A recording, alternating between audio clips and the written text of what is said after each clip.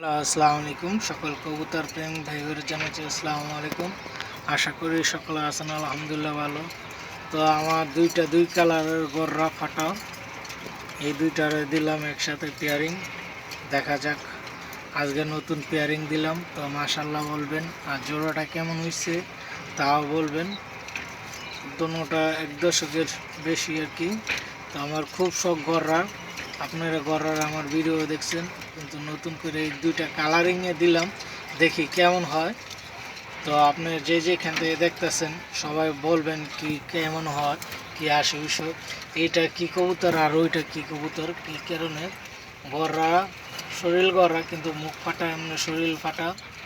তো আপনাদের সামনে নিয়ে আসলাম, আপনারা অবশ্যই বলবেন কেমন হয়েছে, জোড়াটা কি আসে বিষয়।